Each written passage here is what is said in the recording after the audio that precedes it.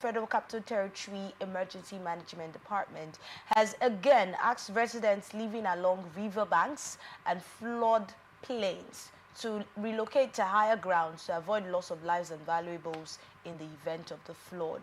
Now, the Acting Director General of the department, Mrs. Flores, gave the charge in a statement that was issued on Sunday in Abuja. And according to her, the advice followed confirmation of the National Inland Waterways Authority, that's NIWA, on the country's fast-rising water levels across rivers and lagoons. She said the flood prediction by the National Flood Early Warning System, that's FEMD, that's the center now domiciled in the Federal Ministry of Environment, has shown that contiguous states to the Federal Capital Territory, that's the FCT, are among these states that are prone to flood. When we talk about flood in Nigeria, this is the reason why a lot of people say things like, we usually take reactive measures than proactive measures. Flooding in Nigeria, does it mean that this is not something that we can handle? Because when this happens, a lot of times we record losses, not just loss of losing valuables, but we also lose lives. And as long as lives are concerned, that is something that more measures need to be taken. Yes. First of all, valuables are even important in the first place, where people have to leave their houses and then start looking for somewhere else to stay. And even cases where we have the government coming to take these people out of those houses, maybe to a camp or something, we still have cases of food not being available. They still complain about the camp not being conducive for people to stay, especially for babies. Why are we still here at this stage of our lives as a country, or at this age that we are as a country, Royal Chief? It's very sad. It's very sad that we find ourselves in this situation in this country. First and foremost, there's no preventive measures being carried out whatsoever. Last stage, the same thing. Next stage, the same thing. And someone is the head of giving advice. Where are they relocating them to? Is there any provisions that you are relocating these people that actually they paid for their land, they purchased this land, they built their house, they are paying taxes, everything that concerns revenue, concerning land and all that, they have paid everything that is due for them to pay to the government. Now you say relocate. Now you say relocate to where? You are not talking to vulnerable people, for instance. These are people that are doing businesses, that are doing well, they build their houses, you say relocate. Are you talking to goats or cow? If cow is difficult to relocate them, very difficult. Then you are talking about human beings. Why the comparison? Yes, it's not that I say relocate to a safer place, as if you are pushing people just like that. You can't control it. Other states, other countries. It's so easy to just relocate. Just the way this thing sound irritates me, because, for instance, if you are talking about lives, yes, you are talking about properties, which is the sole aim of government, to protect lives and properties of the citizens. And Federal Capital Territory, then you are telling us that, oh, fraud will happen. Then you are also demarketing the Federal Capital Territory, the heart of government, the seed of power. Now, investors, I want to come into Abuja, for instance. I don't know how Abuja is designed. Then I'll be hearing about the flood, and I've seen cases where flood don't have respect for human life, don't have respect for authorities. Once it comes, it destroyed. Yes. It's about destructions. Then I want to come and invest billions of dollars contract. Either country that have bilateral agreement with Nigerians. These are things that will discourage investors.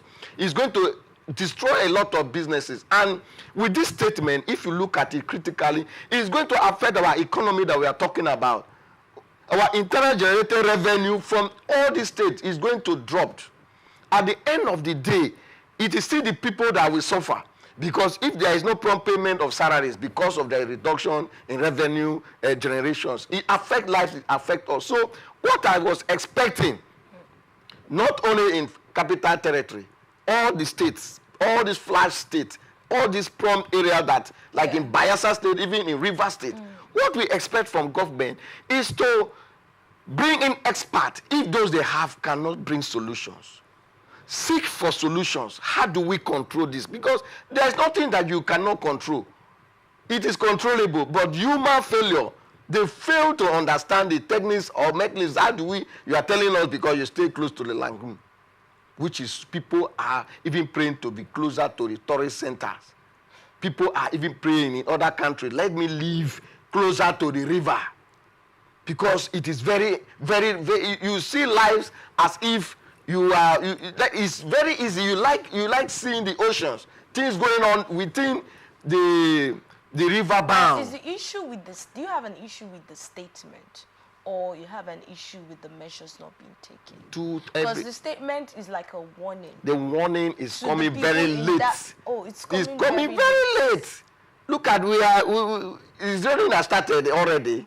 In some states now they're experiencing rain most every day. But they haven't started experiencing the flood in these areas. You're telling them beforehand, leave this place. Do you know how it takes happen? Flood can just happen in 2 days, and you think it's a joke. You will just think like it's a joke, and you just see it coming. That's why the prior notice is yes, there. the notice for me is you are not even providing any solution. Already the people that live around that area, they know that within this time we used to pack our clothes, our load, carry our pot on our head. You know, some children will fall inside the river and they died. And nobody, Nigerians have not punished anybody. We just see it as natural disasters. Yes, they usually, you know, it's natural disasters now, so there's nothing we can do about it. It's just to commiserate with the families that have lost lives. But people need to be accounted for lives that lost during natural disasters, because there are agencies, so many agencies, saddled with the responsibility of controlling this. When they failed, it becomes natural. The period when we've had floods, and then River State also being affected, Bayelsa State being affected, you're a traditional ruler of one of our communities here in River State. Did your community also experience this at any time? No, the Ogoni axis has not for any time experienced flood any time. Okay. Yes. So it's not like there are measures that were put on ground to prevent that. No, it depends on how the topography of the place. Yes. Okay. It depends on the topography of the place. Not that because we are divinely blessed or all that. You know. So those areas that they affected, if you see destructions, just imagine one bag of cement. How costly is one bag of cement? Then somebody might have just finished, use the entire retirement benefit and build a bungalow. At the end of the day, the flood will collapse it. And no state government is paying compensations for such victims. They are not talking about giving you anything. They just say it's natural disaster and we just keep quiet. And nobody's talking. And she has come up that, relocate.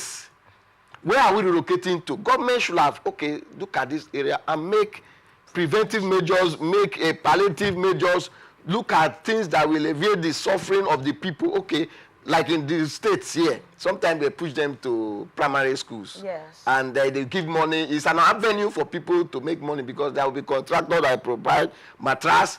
There are people that will buy Indomies. There are people that will buy things. People are usually giving those contracts. There's people, of course. But why do we still have people complaining about these things not getting to them, even though you've stated that because they've not punished those that they give that thing to handle. There's not been any punishment. They've not made any arrest. The people in the car will be suffering because you don't have access to go and buy on your own. Okay? You have been covered with water. You don't have access to go and buy on your own. Okay, government, provide for me. The people will divert it to their safe family that is in a safe place. They don't consider lives in some cases. And the people will be crying, we did not see you. The person will say, we gave to you. But they are hearing from the people, we did not see.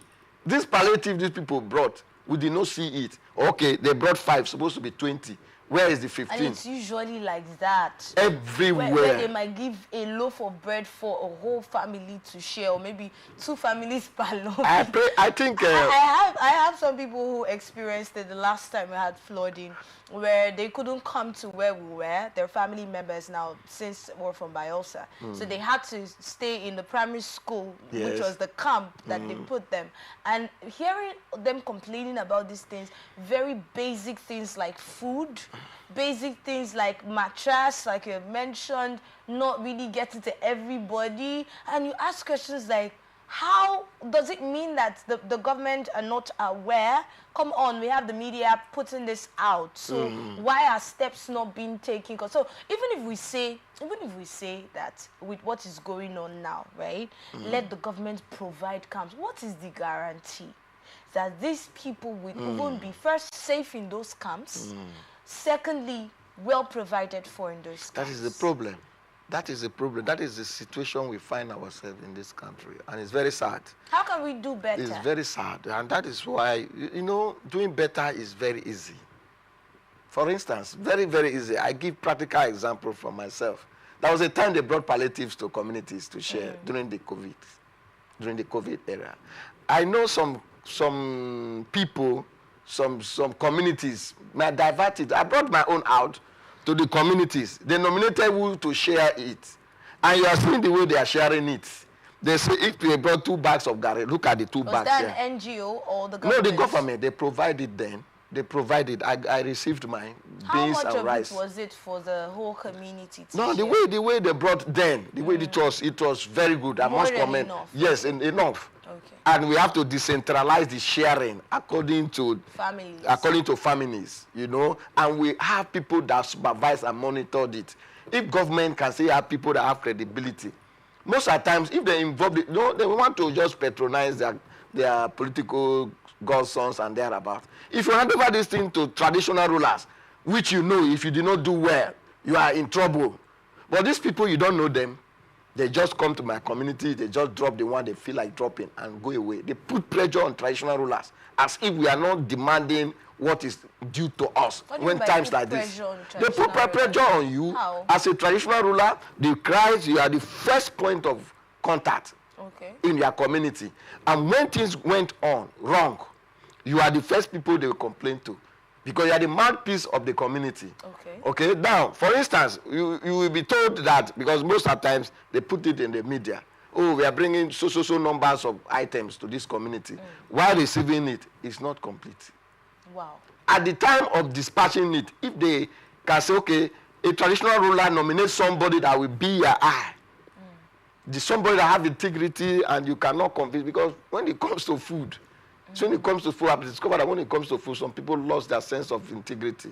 They just want to acquire it. And you are well to do. You can buy to your family. You have been eating. You have been doing well before this thing comes. Without this thing, you can still do well. But you see greed in the heart of some people. I don't know whether this greed, I don't know where it comes from. For everything, even something that you don't food. Imagine yesterday I was somewhere and they were sharing food in a location. You see person have taken one. You want to take like 2, you come with bag. You know, that's where it starts from. Okay? You want to pack bags and you know that the next person have not gotten it. So I was very angry and I said, my friend, don't do that. Don't do that here. He was very angry with me. That chief, why must I talk to? I said, no, now you've taken one. The next person might have not taken. You don't consider the next person. When it is enough, they will be asking who to collect. Okay, do you still need more? Then you can take. But now they are still sharing. And sometimes because of the way occasion has been planned these days, they plan according to the people they invite. And there are always a lot of uninvited guests. Yes, so when they come to... little things like this is where we start from. And then our children see these things and think that... Because kids always believe that their parents are the best. Whatever they do is right. So they see these things and believe, oh, okay, so if I take, I should also... That's where greed starts from. That's just the summary of what I'm trying to say. You know, when you talk about this greed and you cannot translate it in their local dialect, it becomes an issue. What do you when mean? you translate it into your local dialect, you know, it gives different meanings of it. Because one, it is evil. One, you are evil, you are depriving the next person to do what they ought to do. It is criminal, it is punishable. Greed. This greed. Because greed is what that will lead you to commit crime. Greed is what that leads you to do things that you ought not to do. Sure. So if you translate this into your local dialect in your house, you communicate directly to your children that if you have 2 items to share among yourself, don't be greedy. Use it as a sermon in your family. That will not just move away from them rather than speaking, because some family don't speak dialect to their children. Our local dialect have gone out completely, which also is a problem to the society. Because you cannot whisper to your child in the occasion, don't take this thing, no. If you speak in English, say, Daddy, what are you saying now? But in the local dialect, the way I was brought up, the way I was trained, once looking at the face of my father, I read meaning in what he's saying. You know, but like these children we are training these days, you say, Daddy, why are you looking at me like that? It happens like that when you have such son or children in the aims of affair. He doesn't care about anything. He doesn't care about anything because he was not brought up like that to be accountable to anything God has given to you. All right. So talking about these people now, it just came to my mind now. These people who are in these flood areas, in cases or times when we have floods, and then they are taken to the camps now. In cases or in times when they do not receive the things that the government has promised them, what are their leaders doing? Because if the people are crying out, yes, but if their voices are not being heard, that's why they have leaders. So that's why they have traditional rulers. That's why they have community leaders. So how much do you think the community leaders can even do in this kind of cases? You see, things that is coming to our people should always, let's say, we come up front when we have collaborations, when we have people that you trust in the community. You cannot trust everybody, okay? Like they normally do. You bring religious leader in the community. Bring religious leaders? You bring a religious leader in the community, a traditional ruler, an elite, an educationist, any categories of these people that you believe they can do well in the society. But when you bypass these people because you are in charge of government, or because you are the representative of local government chairman, or local government chairman constituted a committee and say, okay, this committee, you saddle with this responsibility of sharing this. These people, they've taken an opportunity. This is a fresh job. They will bypass community leaders. You bypass all strata of structures in the community. This is when you start hearing about diverting of this. If you actually pass through communities, who are you? So we actually have cases where they bypass the community. That is it. You bypass the community. You can just go straight. You go straight to the camp, for instance. You go straight to the camps. It ought to. You have to bring it to the community. The community will receive it. Okay. Thank the government for. Remember that the community, their houses are flooded. Okay. And now they are taken to camps. Are you saying the camps are still in the community? Yeah. Some of the time. There's no, every area, maybe in the forest, in the bush, is still part of our communities. Okay. You understand? Any area that is safe for people to live, it is still within our communities. And since you can still have access to that place, human beings have access to it by any means, be that you use. But these are people from other communities in this community. In some cases. In some cases. From other communities. The leaders of those communities should get involved. Leaders of those communities, okay? Because, for instance, there is no way the federal government can just come to Rivers State, for instance, and start sharing things without informing the chief security of the state, which is the governor of the state. And what did the governor do? The governor will also decentralize it to local government chairmen. So if the local government chairman can decentralize it again to the traditional rulers, these things will go on well. Because traditional ruler is coming with the youth leader, it's coming with the CDC, it's coming with the women leader. And in most cases, the people that suffer this fraud and they are quiet, the vulnerable, the people living with disability, they cannot, like the worst set of people that suffer this fraud we are talking about. And there's no special provisions for them. Even in the camp, you don't mix some categories of people with others. Sure. They should have quarantined them in a space and treat them specially because they are dragging for food. They cannot go and fight for food. Who is fighting for them?